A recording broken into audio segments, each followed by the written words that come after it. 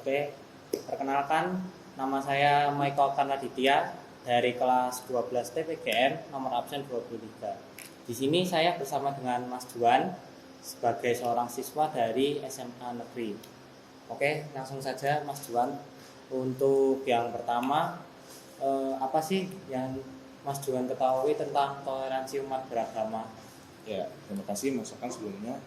Menurut saya toleransi antar umat beragama itu adalah sebuah keadaan di mana seluruh masyarakat itu sadar bahwa kita itu agama yang ada di negara itu ada berbagai macam dan mereka itu bisa sadar agama kita itu berbeda-beda dan tidak ada yang namanya saling menjatuhkan atau saling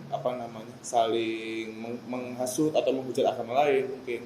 Jadi menurut saya toleransi antara umat beragama itu adalah sebuah keadaan di mana kita semua tuh sadar bahwa Indonesia ini terdiri dari atas berbagai macam agama dan kita semua berjalan bersama, berjalan beriringan dalam perbedaan agama tersebut. Gitu. Jadi setiap di Indonesia karena mempunyai banyak keyakinan, jadi kita harus tidak menyindir, tidak menjelek-jelekan istilahnya. Oke. Untuk selanjutnya, jadi bagaimana tanggapan Juan sendiri tentang toleransi umat beragama khususnya di Indonesia ini? Untuk toleransi umat beragama di Indonesia ini menurut saya ambil contoh di Kota Solo saja mungkin. Ya. Menurut saya toleransi antar umat beragama di Kota Solo ini sudah cukup baik lah, tapi ada beberapa saat di mana toleransi antar umat beragama di Kota Solo itu benar-benar jatuh atau mungkin bahasanya gimana ya? Ada sebuah toleransi antar umat beragama di Kota Solo itu terkadang buruk sekali gitu. Contohnya tahun 2019 kemarin banyak warga Solo yang memprotes adanya penyalaan lampion selama sebulan penuh di Pasar Gede. Kemudian tahun setelahnya tahun 2020 banyak warga yang memprotes logo kemerdekaan Indonesia tahun 2020 itu katanya mirip logo salib juga.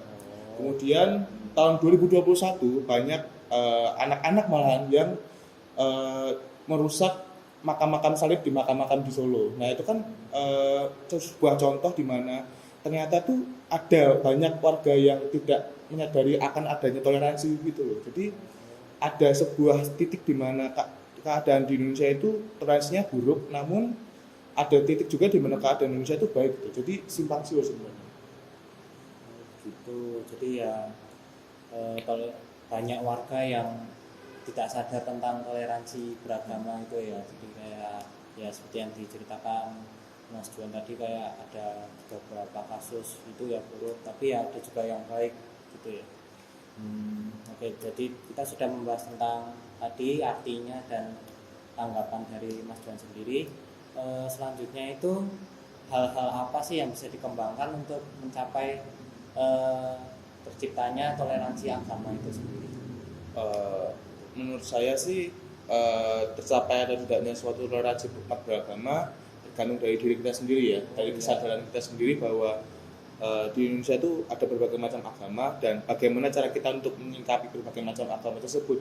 Contohnya misalkan kita menghormati agama lain atau mungkin menghormati cara ibadahnya atau kita tidak mengganggu saat orang-orang beribadah mungkin seperti itu. Jadi agama itu jangan dijadikan hal yang pembatas lah untuk kita dalam beraktivitas.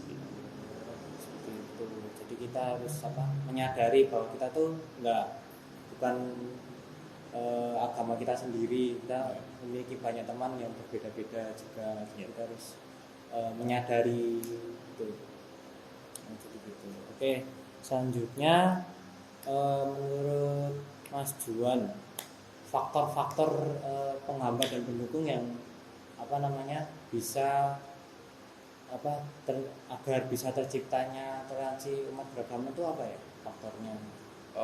Faktor penghambat dan pendukung ya, menurut saya kembali lagi faktor penghambat dan pendukung itu kembali ke diri kita masing-masing gitu. Apakah kita sudah cukup sadar bahwa di Indonesia itu ada berbagai macam agama. Dan misalnya kalau kita sudah sadar dan kita sudah bisa menerima bahwa di Indonesia itu ada berbagai macam agama, dan kita sendiri yang memulai toleransi itu, misalnya dari kita sendiri saja. Maka kalau misalnya kita menghormati agama orang lain, mungkin orang dari agama itu akan juga menghormati kita. Jadi istilahnya menular lah. Tapi kalau misalnya kita sendiri sudah tidak menghormati agama lain, pasti orang-orang kan juga ada yang misalnya terhasut atau apapun itu.